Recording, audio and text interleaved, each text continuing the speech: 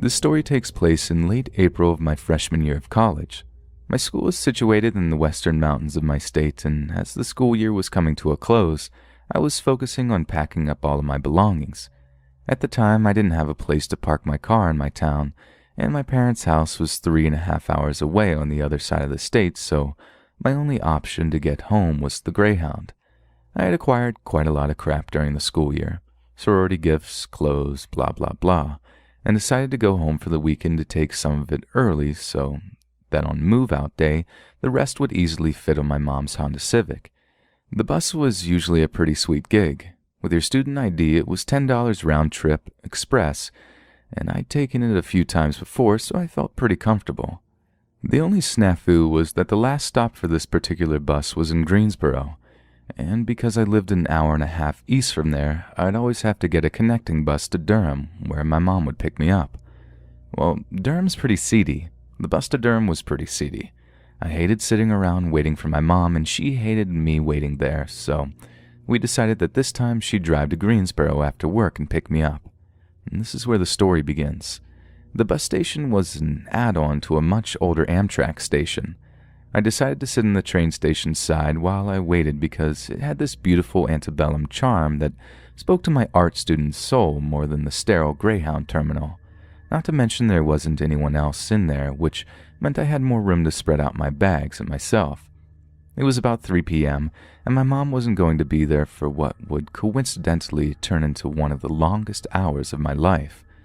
I had been scrolling through Facebook on my phone when I noticed a form moving in my peripheral vision.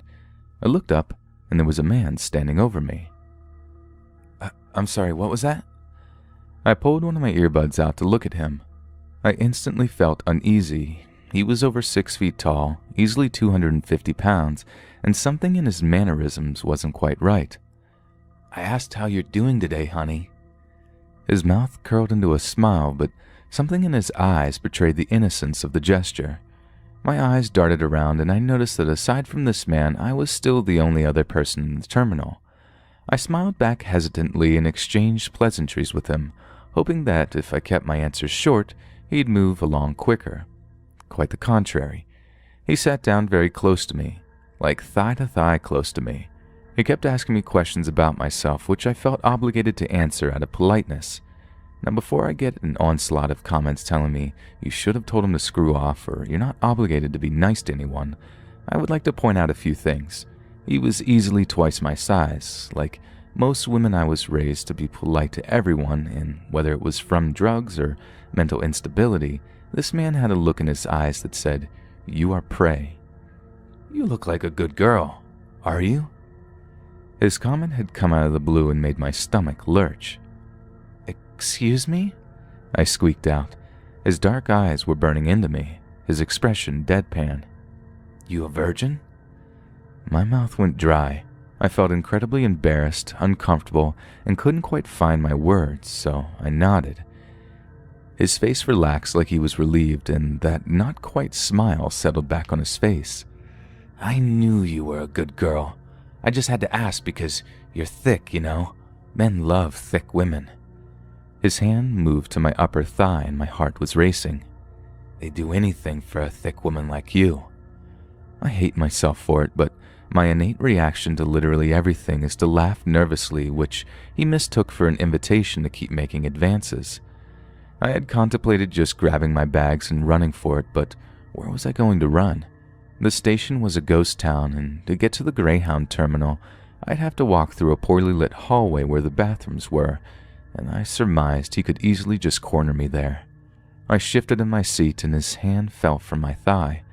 At this point, I heard a door open and saw another man walk in and sit facing me from the next aisle of pews. My eyes silently pleaded with him to help me, but he ignored me and said hi to the man next to me. They had a brief conversation before the intercom called for his bus, and he left. "God, that's my boy Nate," he said with a laugh. "I love him, but he's one of them guys I'm talking about. He'd do anything for a taste. You're so sweet. Even I could take you back in that bathroom, and nobody would even notice."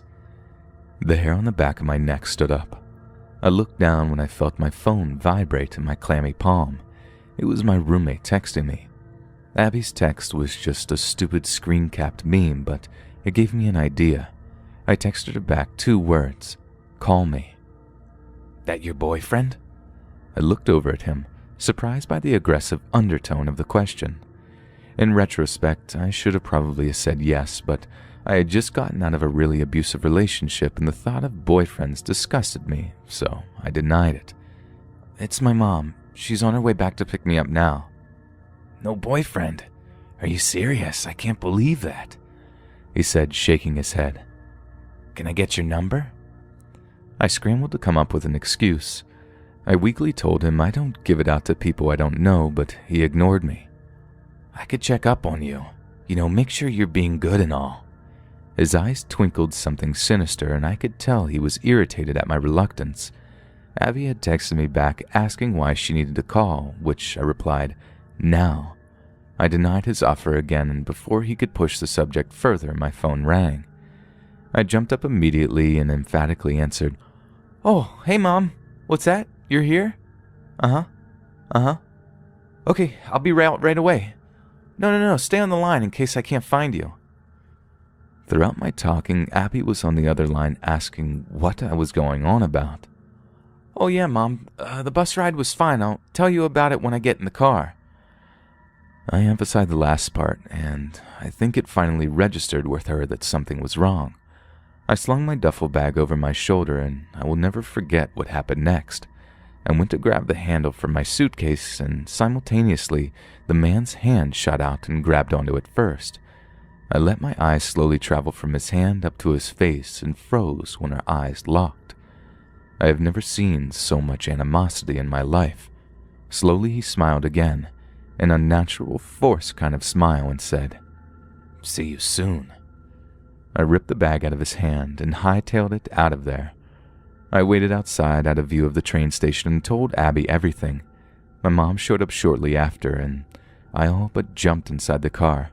I tried to explain what had me so rattled, but she told me I was probably overthinking it, and that he was probably homeless and mentally ill and didn't know any better. Typical mom. Regardless, I never took the bus home again, and I can only imagine what would have happened if he had gotten me in that bathroom.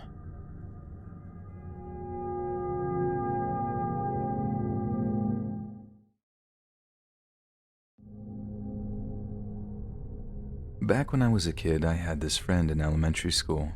We were super close, sat next to each other in class, hung out every recess and lunch.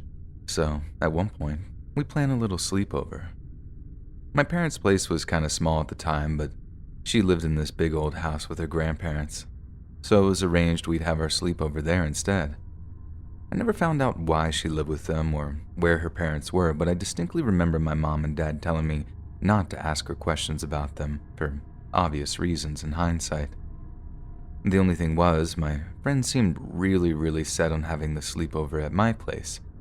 I mean, to the point where, when we had no choice but to have it at her grandparents' place, she seemed to not want to have a sleepover anymore. I had to convince her to have it at her place just because I was so excited about the idea of having the sleepover in general. Anyways, it comes to the night of the sleepover. I go over to her grandparents' place, and it's every bit as fun as I imagined. We watched movies up in her room, had pizza delivered, ate ice cream right out of the tub, and her grandparents seemed really sweet and nice. Then I think it was around 9 p.m. Her grandpa knocks on the door, pokes his head in, and tells us that he and my friend's grandma are headed to bed, so we're to keep the noise down. We're like, okay, good night. He leaves, and we carry on with our night. A little while after, I get up and head over to the door, telling my friend I needed to use the bathroom. She jumps up, throws herself between me and the door, and is like, You can't go out there. You'll wake up Grandpa. I tell her not to worry and that I'd creep down the hall on tippy toes so as not to wake him, but my friend still refuses to let me leave the room. I think she's actually playing around for a second. I'm like, quit it, and try to get past her, but she actually shoves me back away from the door with this angry look on her face. I didn't want to start a fight with her, after all. The whole objective was to keep as quiet as possible, but still I needed to use the bathroom. So I asked her where I'm going to go, and get this. She reaches under her bed and pulls out one of the plastic stationery trays. You know, like the inbox and outbox kind you put paper in? Yeah, that kind. She points at this paper tray and is just like, "Go in this." Again, I think she might be playing a weird and cruel sort of trick on me, but she's deadly serious. She actually wanted me to pee in that stationery tray. So I did. It was super gross, but I did it, and instantly, the mood is just destroyed. I had nothing to clean myself up with. I'm pretty sure I peed a little on my nightgown. It was just all kinds of disgusting. But still, my friend won't let me go to use the bathroom to wash up. The weirdest thing was, she acted like it was normal. She never did anything like that at my house, and she definitely didn't seem like that kind of kid, like she wasn't known as the stinky kid in school or whatever. The whole thing just kind of blew my mind, and although I didn't let it affect our relationship or friendship or anything, I definitely didn't like to stay over at her house again. We stayed close for a long time after, but ended up going to different high schools because she moved in with her aunt over in St. Paul. We kept in touch using MySpace, back when that was still a thing, but I never got to the bottom of her weird nocturnal bathroom habits, not until well after her grandpa passed away. When he died, she seemed to take it really bad. When I called her, she broke down crying so bad that she had to hang up, and she wouldn't return any of my texts, no matter how much I begged her to get in touch. In the end, me and my mom looked up her aunt's home phone number and called ahead before we drove over. The aunt seemed more than happy to talk to us, but with the caveat that she had something very, very serious to tell us. My friend's grandpa had been doing stuff to her. Whenever her grandma was asleep, she got up to use the bathroom or whatever, her grandpa would hear her come out of his room and, God, I can't even bring myself to say it. Turns out he'd done the exact same thing to her mom too, and that's like half the reason she wasn't in the picture anymore. One of the other reasons was the drug use, which is why no matter how much she insisted on custody not being given to the grandparents, a judge ignored her and did it anyway. I think they were just so terrified of him that they just couldn't talk about it, ever, and it was only after he died that it all came spilling out in various forms. The aunt that she was living with was her mom's cousin, so obviously wasn't around for what was happening when they were kids.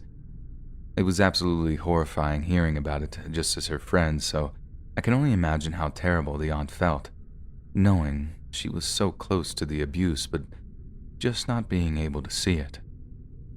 And then it all made sense to me. Why she didn't want me walking down the hall at night. Why she'd taken to peeing in a stationery tray that she kept hidden under her bed. She wasn't being mean or weird when she made me do it. She was protecting me. No wonder she didn't want me to have this sleepover in her place, and I'm really not trying to make this whole thing about me when I say this, but I feel horribly guilty for not saying anything to my parents at the time. I didn't want to embarrass her. She was my friend. My best friend. But that's just the thing about being a kid, isn't it? That naivety. You do dumb stuff even if you don't mean to. And that's what my therapist tells me anyway, and I try to believe it. I really do.